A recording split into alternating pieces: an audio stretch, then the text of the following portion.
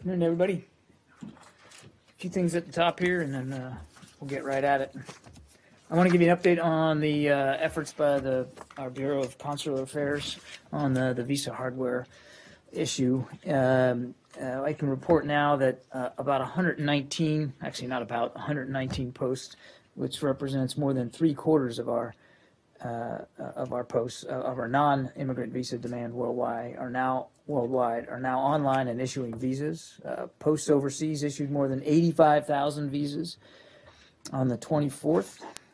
Posts overseas have issued more than 204,000 non-immigrant visas since the 9th of June. And so for some context, if the systems had been operating normally, Post would have issued about 450,000 visas during the June 9th to 23rd timeframe. So the bottom line is we are closing on the gap in the backlog on these visas, and we fully expect to have the backlog cleared in the next few days.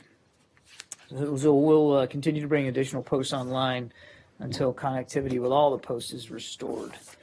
On another note, we welcome the visit of the Prime Minister of Mongolia, His Excellency Shamed Saakhanbileg, who is visiting Washington, D.C. and New York this week. He met with Vice President Biden this morning, and we'll meet with U.S. Trade Representative Michael Froman later today. He'll also meet with the Assistant Secretary of State for East Asian and Pacific Affairs, Danny Russell, this afternoon. In fact, that meeting may be going on right now. We recognize Mongolia as it celebrates its 25th anniversary of democracy this year. Mongolia has served as a model for other countries going through a democratic transition. To Nepal, the United States is pleased to announce a pledge that increases the total amount of U.S. emergency relief and early recovery assistance to $130 million to Nepal following the April 25th earthquake. This pledge is reflective of our enduring commitment to the people of Nepal as they continue the recovery process. It's only the beginning of our contribution, and we'll continue to work with Nepal to support its long-term earthquake recovery needs in the future. And then lastly, I just want to give you an update that Under Secretary for Civilian Security, Democracy, and Human Rights, Sarah Sewell, is leading the U.S. delegation to the Regional Conference on Countering Violent Extremism hosted by the government of Kenya in Nairobi. This is the fourth in a series of regular Countering Violent Extremism summits following February's White House summit. Albania, Norway, and Australia hosted the first three regional summits, and Kazakhstan, Algeria, and Mauritania will host regional summits in the coming weeks. These summits provide an opportunity for governments, civil society, and the private sector to discuss collaborative, innovative efforts to address the spread of violent extremism. Topics on the agenda include identifying the drivers of violent extremism, the dynamics of radicalization and recruitment, and strengthening local preventative work. Governments and organizations will reconvene at a leaders' summit on the margins of the UN General Assembly in New York this September to announce concrete deliverables to support countering violent extremism initiatives in support of the White House Summit Action Agenda.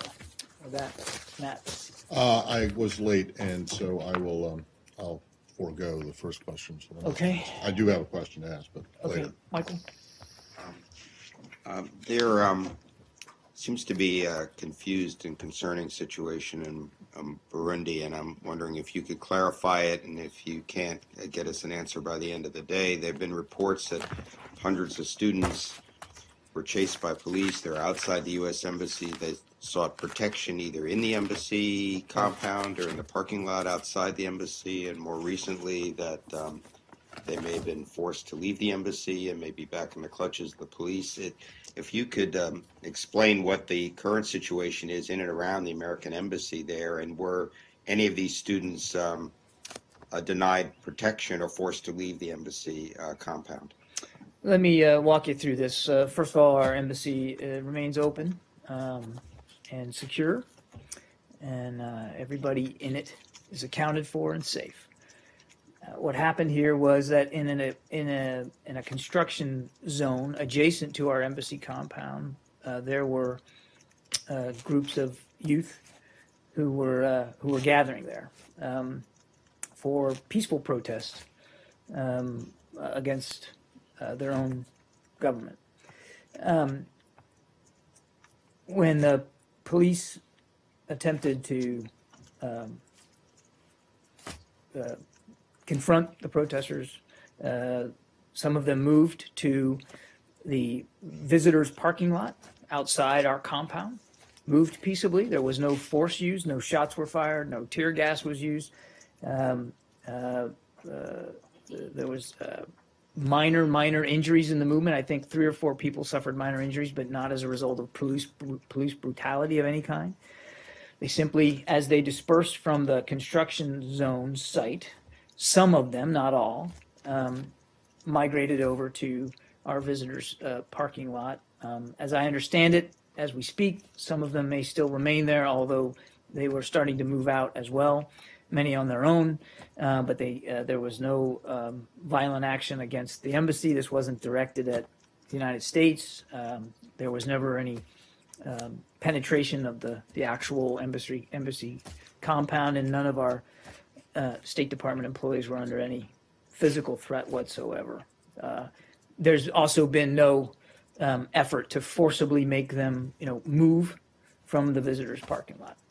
Just a quick follow. Did any of these students seek the protection of the embassy, seek to be allowed into the compound in order to get refuge of some kind, and were they denied? As of the time I walked out here, Michael, I'm not aware of any reports that any of them asked for any protection from the United States. Thank you. Gotcha. Okay. Sticking with Burundi, is the U.S. government playing any diplomatic role in easing tensions, given reports that one of the country's vice presidents has fled to Belgium? Well, I mean, we don't, as a matter of course, talk about the specifics of diplomatic conversations. Obviously, we're very interested in what's going on in Burundi, and we continue to engage the government there every day. I think we've made clear, what our expectations are for the protection of peaceful protest and espousing government rule that is responsive to the people of Burundi. Yeah, say. Can we go to the human rights report? We can. I want to just give you a disclaimer at the outset. I'm not. You had a pretty fulsome briefing from Mr. Malinowski. We did. The report's online, and I'm not in a position to go through every Okay, single that's fine. finding in the report. Well, let me ask you about particular countries like Bahrain. What is the United States doing in terms of trying to influence Bahrain to basically adhere to the standards that you are saying in your report? Well, look, again, without going into the findings of the Human Rights Report, which I Right. simply won't and not qualified to do, Right. Bahrain is an important Right. partner in the region. As you know, they host our Navy's Fifth Fleet there as a component of U.S. Central Command. They're a close partner in all manner of security issues in the Gulf region and even beyond.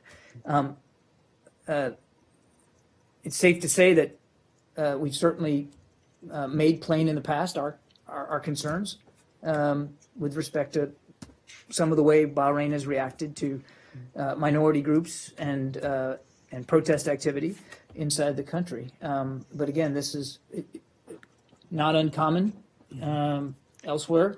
And again, it's a very, very strong relationship that we continue to value.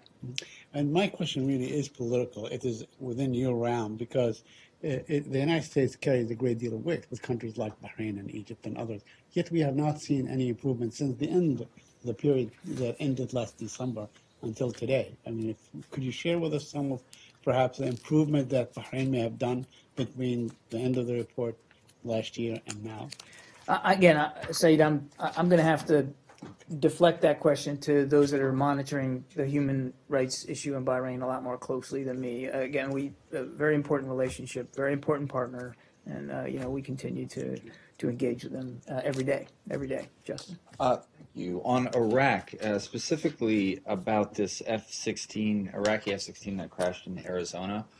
Obviously part of the Iraqi pilot training program. Have you reached out or has there been any contact with the Iraqi government? Because there are rumors out there that the Iraqi pilot who died was actually someone named, and this is unconfirmed, Mohammed Hama, the son of a prominent Iraqi Air Force general, which is why I ask if there's been any contact with the Iraqis to confirm his identity. Well, first, our thoughts and prayers go to the family. It's a tragic accident, obviously. I don't have any more detail about the identity of the pilot, and that's something that I would, as you might understand, refer you to the Iraqi government to speak to. Since the State Department has authority over the foreign military sales of these jets, do you know when and how many jets are expected to be delivered, F-16s are expected to be delivered to Iraq? There's the whole program covered 36 jets, and as I understand it, they have taken possession of about a dozen of them. So there's still others in the program that still are in the delivery process. Possession in the United States or possession? Possession in the United States. And putting on your old military cap there, were these brand new jets or were these repurposed, used jets? I'd have to get back to you, Justin. I don't know exactly what serial number they all had and how fresh they came off the assembly line. But yeah. Several weeks ago, actually, it was mentioned that it was expected that the rest of these jets would be handed over to the Iraqis. Do you have a timeline on when that would happen? I don't have a timeline for the remainder that they don't have. But obviously, it's an ongoing sales program. It's not being handed over to them. And I just don't have a schedule of exactly what the deliveries are going to look like. It was just, I know that the Iraqi authorities were quite keen to get them up and running in Iraq because obviously of the fight against ISIL. Sure. Yeah. I mean, everybody shares a sense of urgency about helping Iraq deal with the threats that the country's facing inside their borders.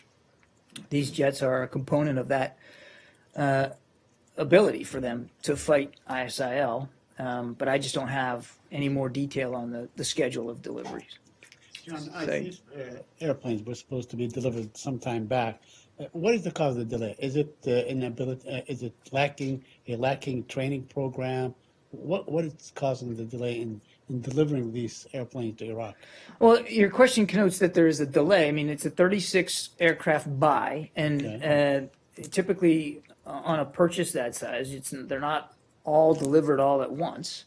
As I said, they're in possession of about a dozen of them. There are others still in the delivery process. It's not a matter of delay. This is it's not uncommon or atypical for, especially when you're buying something as big as fighter jets, for it there to be a time component here in terms of when they're delivered. So I wouldn't necessarily say there's been a delay. And again, they're taking possession here in the United States. We've talked about that before, and that's where the training is occurring.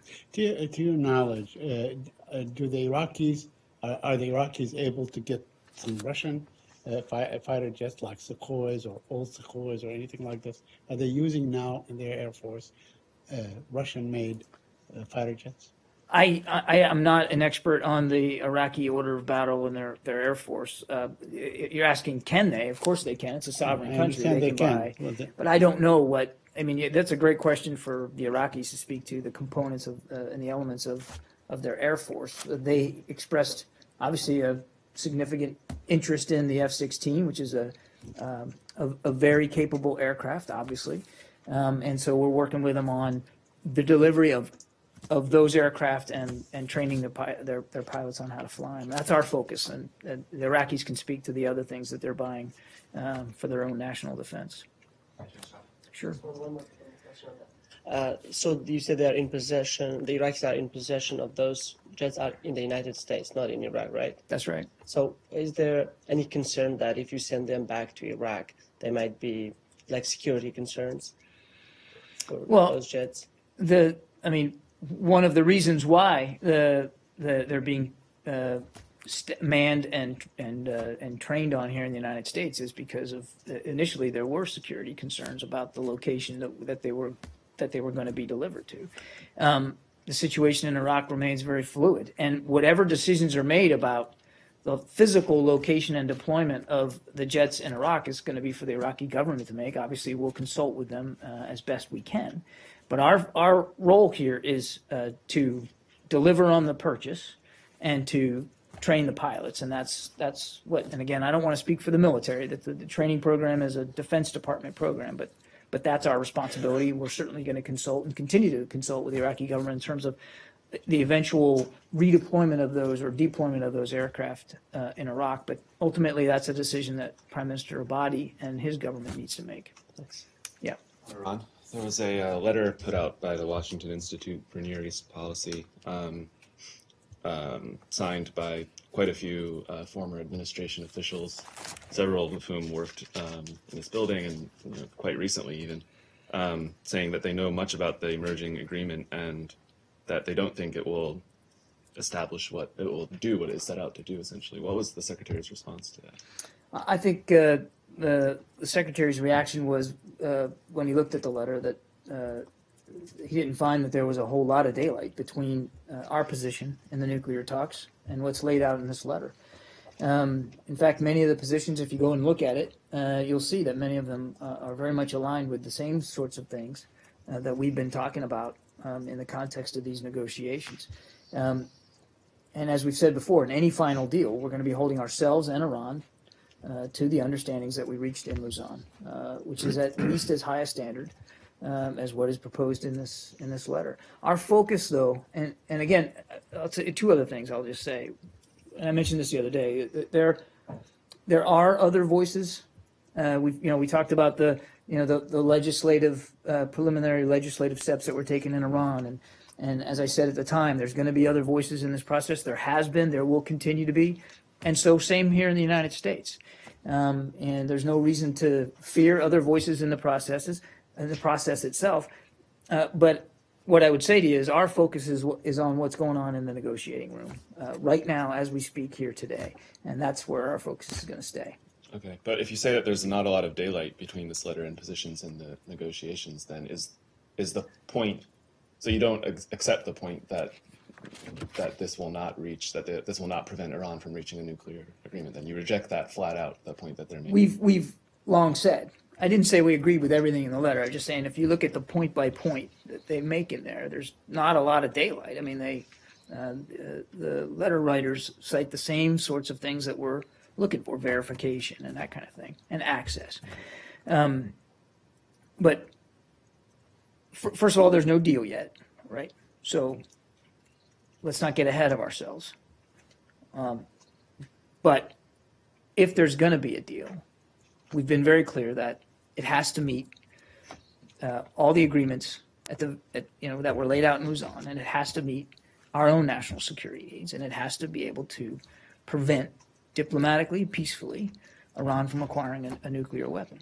Just big picture on the previous agreements, and forgive me if this has been told over a million times in this briefing room, but as far as what's going on in the negotiations right now, are the Iranians backing out of the original parameters, or are you in fact hammering out details, technical details, as the Secretary said was the mission between then and now? Or are you sort of back where you started, going through some of the more basic agreements? You're asking me to characterize discussions as they're ongoing. Right. That's exactly what I'm asking. I know that, and and I'm exactly committed to not doing that. So okay. I'm not gonna go there, Justin. I mean, we've got a team on the ground right now. The Secretary will be joining them tomorrow.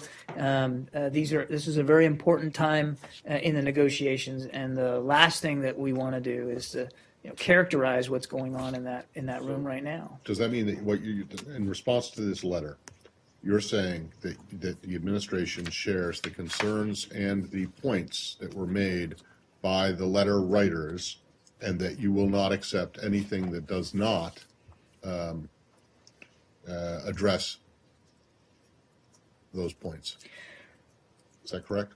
What I want to be careful here, but what the 5 or 6 points that it laid out are the same things you've heard us say we're interested in as well. There may be differences in the details, but the same basic points that the letter writers laid out are the same things that we've been talking about for months now in terms of what we're driving at in a final deal. Yeah, but so you and the secretary and whoever else in this building who has read this letter have chosen to ignore the top of it and just concentrate on the bottom and say, yes, we agree with it. Well, the top of it, if I can mention it, says that the authors are concerned that from what they understand, and these are some pretty heavyweight people. It's not just it's not just fly-by-night people on the street. Well, from what they understand, they're concerned that the deal, if there is one, is not going to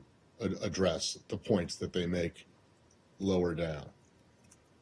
So you reject that categorically. None of the concerns expressed in this letter at the top of it, or near the top of it, are actually valid. The way I would put it this way, Matt, is that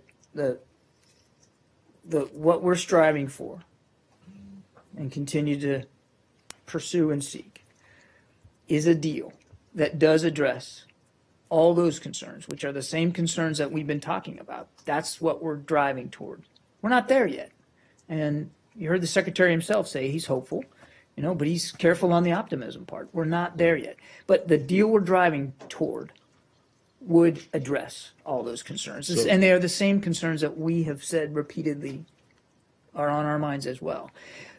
But do we take at face value that this refutation that the deal we're driving to would not? No, we don't agree with that point.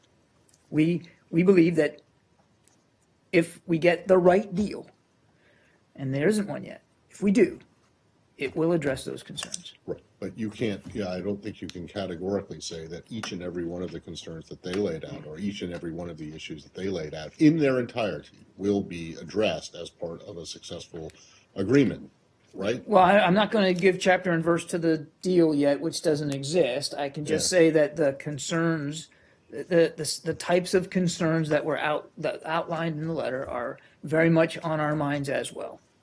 John? Yeah. Apropos the letter, it not only discusses the nuclear agreement per se, but it also outlines a number of measures which it suggests be taken to curb Iranian aggressive behavior in the region following the deal, to include expanding and accelerating the program to train the Syrian opposition, allowing U.S. special forces to leave their bases, to coordinate airstrikes in Iraq, and interdicting Iranian arms shipments. Are those points that the State Department also thinks merit consideration and perhaps action? We're doing some of those. Because those go but all of those things go beyond accelerating the training of the opposition, allowing special forces to call airstrikes. Those are things that you're not doing. Well, we're not using JTACs. That's right. And what we've also said, Michael, is that there's no need for that right now. We haven't said that. Our military commanders have said that. And they've also said that if they get to a point where they think they need to make that recommendation, they'll do it, and they'll have the freedom to do that. I'm not going to talk about military policy up here, but right now, our own military commanders say there's not a need for U.S. JTACs on the ground in Iraq or in Syria. On the train and equip program, we've been very frank and honest about A, the need for it, and B, that it's difficult, and that it is going a little slower than anticipated. Again, I don't want to speak for the Defense Department up here, but I think they've been very honest in testimony and in public, talking about the challenges that they're having there. We all recognize that, but the letter writers themselves recognize the importance of the program. Now, you can disagree about the difference in the pace at which it's going. We've been nothing but transparent about that. That so many former administration officials don't seem to have much confidence in the deal that he's been working so hard to, at least as they understand it, that he's been working so hard to. I think I'd go back to what I said before. We recognize that there's going to be all kinds of voices out there. There have been throughout this process, and there will continue to be.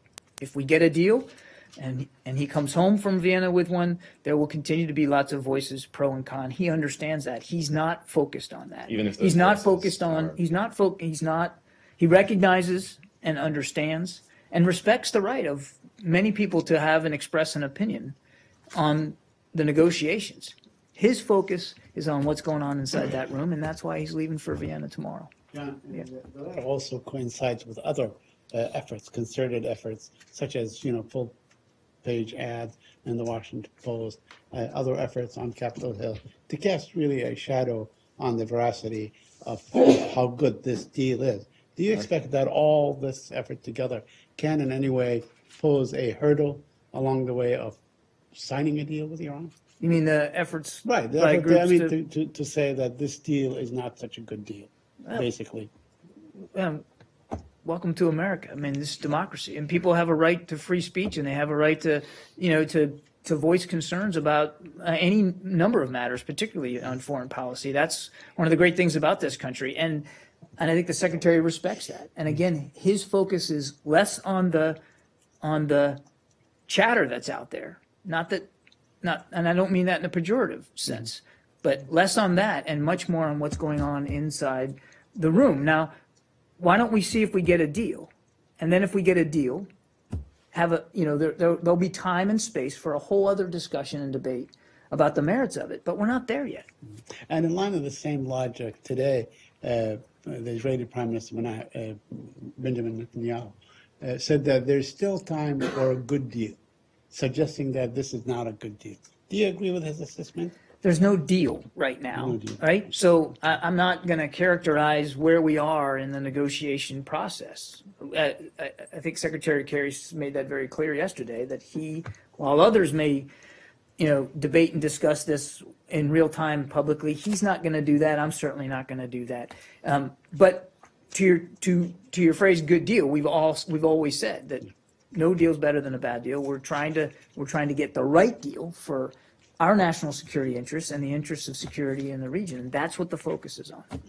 Drill for a second. Sure. Are you aware of a case of a Palestinian American youth, a minor teenager, I believe, who's arrested yesterday or the day before by Israeli police? Yeah, I am aware of. Do you know if that case has been resolved, or if it hasn't, or if it has or it hasn't, if you've been given consular access? I'm aware of the case, Matt.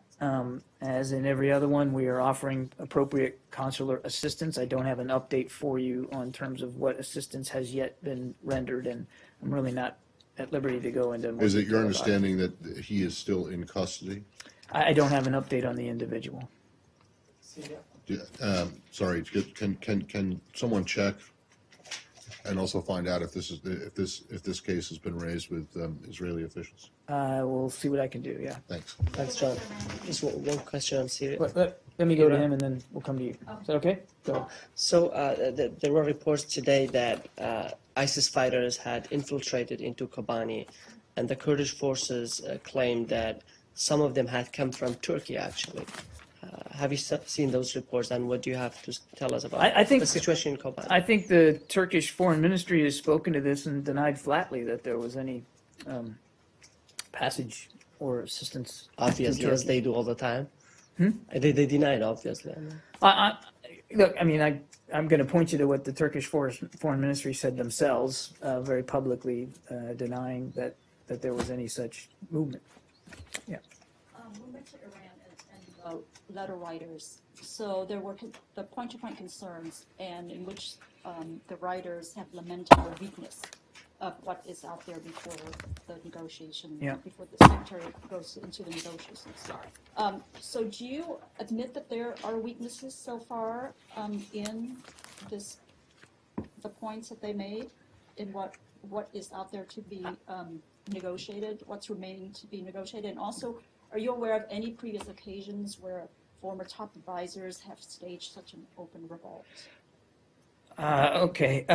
First of all, I think I've answered the concerns in the letter to the best I can. I've made clear that our focus is on getting the right deal here.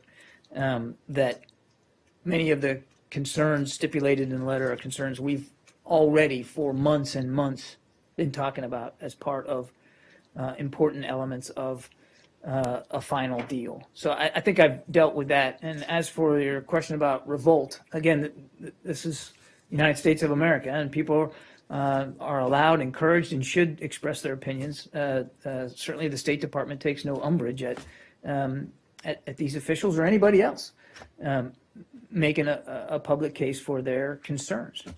I don't know that I would use your phrase revolt. I think it was a clear expression of their concerns. And as I've already said, we've expressed many times that those are the same concerns we have, which is why we're working so hard to get the right deal. And again, this is an important time in that discussion. Can I go back to Kobani? I know you don't like doing battlefield analysis from the podium, but I just wondered. I used to. I know you used to, and now you're in a different civilian role. But does it concern this building that after the hard-fought battle to win back Kobani, we see another attempt by ISIS to retake the town? What does that say to you about their ability to reform and gather new strength? Oh, certainly it concerns us. I mean, any move by ISIL to take or to retake territory is of concern. I mean, we know that ground matters to this group. But I think we also need to have a little sense of perspective here. I mean, these reports of them attempting to retake Kobani are pretty fresh, pretty new. They are not in control of Kobani, and Kobani remains well defended. But is it a surprise that they would want to retake it? Not necessarily. I mean, I think that's an indication of what a blow it was to them in the first place to lose it, that they want to try to take it back. This is one of the hallmarks of this group, is having influence not just from an ideological perspective or even a financial perspective, but a territorial perspective. So that they would try to seize it back is not a surprise. But yes, obviously a concern, and we're watching this very closely. I would point to you again. I'm not going to do battlefield assessments, but the Defense Department, I think, put out a release this morning talking about airstrikes, and there were some airstrikes in and around Kobani. So it's not like we're not paying attention to it either.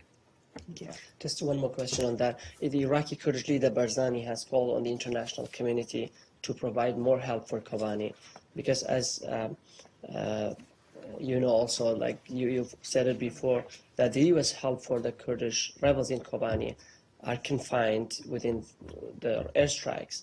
There's not much more help for them in terms of providing them with ammunition to boost up their defense lines and things like that. What would be your response to that demand from the Iraqi Kurdish? I haven't seen Mr. Barzani's call for additional support. And again, I want to be careful that I'm not speaking to military matters. That said, our record of success and cooperation with respect to places like Kobani, I think, are well established. And there was tremendous assistance by the coalition in helping the defenders of Kobani take that town back from ISIL and sustain their presence there. Nobody's turning our back on it. And again, I would point you to what the Defense Department put out today in terms of strikes that they've taken there. But look, everybody's focused on this. Everybody understands the importance of certain swaths of territory, and we're keenly focused on doing what we can to support efforts there on the ground as we can. The other thing I think is important to state again is that, you know, this is going to take some time, and this is complicated, complex work, particularly there inside Syria. So while we certainly aren't losing a focus on it, we have to expect that this group is going to want to restore some of the luster of success that, frankly, they've lost. They're not 10 feet tall. They're not invincible. That's been proven time and time again, not just in Syria, but in Iraq as well. That said, they still remain lethal and determined, and we're not going to lose focus on the long-term issue here. The last thing I'll say on this, because now you got me on my run here, is that what really is going to matter is not military success, but good governance in Iraq and in Syria. And in Iraq, Prime Minister Abadi is making good, solid decisions. He's conducted outreach inside his country and outside his country, and we're going to support him in that process. In Syria, it's a much more complicated, difficult issue, obviously, with the Assad regime still in power. Yes. Since you mentioned that one of the reasons for uprooting these radicals or terrorist organizations is a good governance, since you don't have or you don't recognize Syrian government, what is the solution for the Kobani and other areas having a good governance? And secondly, on the allegations by YPG forces and also between Turkey that they exchange allegations, who is responsible for infiltrating the terrorist groups? Do you have any other mechanism to confirm what happened and how these terrorist organizations got into Kobani, since you don't have any diplomatic mission in Syria, but you have it in Turkey? Okay, there's a lot there. I mean, I don't want to rehash the entire situation in Syria. We've talked about this a lot. We understand it's complicated. Our approach has always been that the Assad regime has lost legitimacy to govern and needs to step down. Point two, that by his own brutal nature of atrocities against his own people and the lack of legitimacy he has to govern Syria, groups like ISIL have been able to grow, to prosper, to recruit, to sustain themselves inside Syria. That's why a key component of the coalition strategy is to go after ISIL inside Syria. We need capable partners on the ground to do that. That's why we've got a train and equip program that admittedly is going a little slower than we'd like, but is in train. Nobody's painting this, too rosy here, I don't think. On Kobani, I would just point you to what the Turkish Foreign Ministry said about infiltration. They've denied that there was any complicity in that, and I would just again point you to that, and we have no reason to not believe them in that regard. I would also tell you that two things. I mean, one, Turkey has been and continues to be a very important partner in this effort, a NATO ally, of course, but they continue to provide support to the coalition, and we continue to be grateful for that. They have they have challenges of their own that they've talked about in terms of flow and refugees inside their country that they're trying to deal with. I think it's a difficult problem to get around. Could this flow of foreign fighters be improved upon? Yes. President Obama said that himself. But not just by Turkey, but by almost all the members of the coalition. I mean, the flow of foreign fighters, self-radicalization, all that remains a problem for the international community, not just Turkey. But sorry, just one last one on that one. Since the YPG, I believe, is not part of the train and equip program of the Defense Department. That's right. So if they are not part of that they will be fragile for any attack in the future, since you just have the air support for them. So is there any other way that to equip them or to train them? Our focus is on the moderate Syrian opposition and working with them to get trained fighters to go and essentially do three things: to go back and defend their neighborhoods and their communities, to take the fight to ISIL, and eventually, hopefully, to contribute to some sort of political settlement inside Syria. That's the focus of that program, is on the moderate opposition. And as I've talked about from this podium before, with respect to the YPG, that they did benefit from coalition airstrikes. That is not, we can't just slough that off. That's not insignificant support. It helped.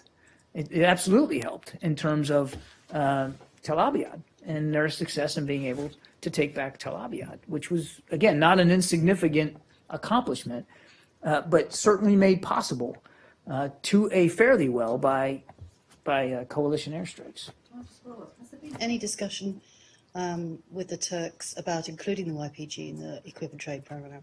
I'm not aware I'm not aware of any discussion of that kind. Yeah. New topic. Yes, sure. Great. Yesterday, Secretary Kerry said at the close of the strategic dialogue that the U.S. and China had agreed on the need to work towards a code of conduct for cyber issues. I'm wondering if you could tell us a little more about that, and whether in their conversations they agreed on some sort of mechanism on how to move that forward, if there's a where and a when.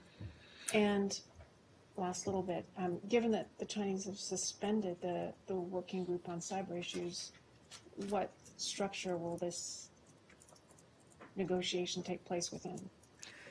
I think I don't know that I could go much beyond what Secretary Kerry said yesterday. That yes, it was this idea of pursuing norms of behavior, as the Secretary put it, a code of conduct inside the cyber realm, was discussed. But it was discussed in the context of this is something we need to start having serious discussions about, and something worth addressing and considering.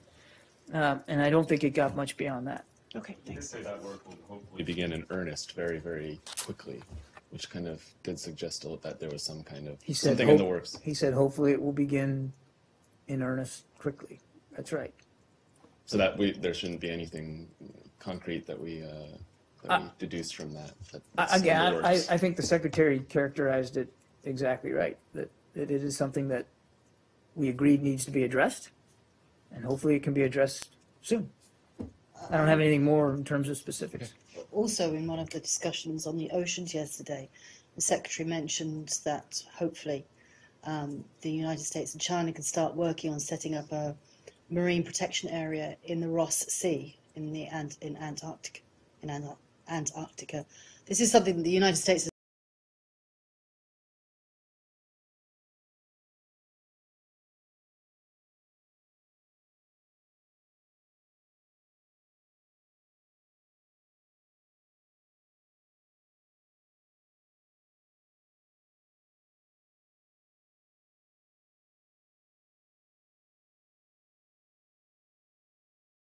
Much different than the way the Secretary did. That these were good, productive discussions. That this is an area where we do believe there is room for better and more cooperation, and that seemed to be reciprocated. But I don't want to get ahead of any decisions that the Chinese so was haven't a specific or will commitment make. from Beijing to. I'd refer you to Beijing to speak to what they're willing to contribute to that effort. It's important to us that we had that discussion and that there is obviously room for better cooperation there. Yeah, I'll take just a couple more. Yeah, on Iraq, as yesterday I asked about the arrest of a journalist by the Kurdish security forces. I don't know if you have anything for the report for me. And the second one is there is a kind of a crisis of the President Barzani's term will come to an end in August, and there is a kind of problem like, well, what is going to happen? What is the position of the United States government? Would you prefer having an election despite the security challenges, or a status quo just to extend his term because of the security situation, as they would claim that? I don't think we're going to make statements from here about internal Iraqi politics. But democracy is something that elections, it's something that you are talking about always. Writ large, generally, yes, we're in favor of government that is responsive and representative of the people that occupy a state. But I am not going to get into internal Iraqi politics and What discussions about from the the podium. journalist arrest? Do you have that? I don't have anything on that. No. Okay, thanks everybody. Up one more. Reuters is reporting that Secretary of State John Kerry has been speaking to Zarif on the phone and asking about the past. It's saying that the past does matter and that he wants answers about whether the atomic research was arms related. Do you have anything on that? What I would say is that the Secretary routinely communicates with his counterpart in Iran in the context of these talks, and that and it repeatedly and consistently we've made clear, and the Secretary made this clear himself, that any final agreement has got to provide the IAEA the access that they need to address all the concerns that we have regarding Iran's nuclear program, to include possible military dimensions, past and present. Thanks, everybody.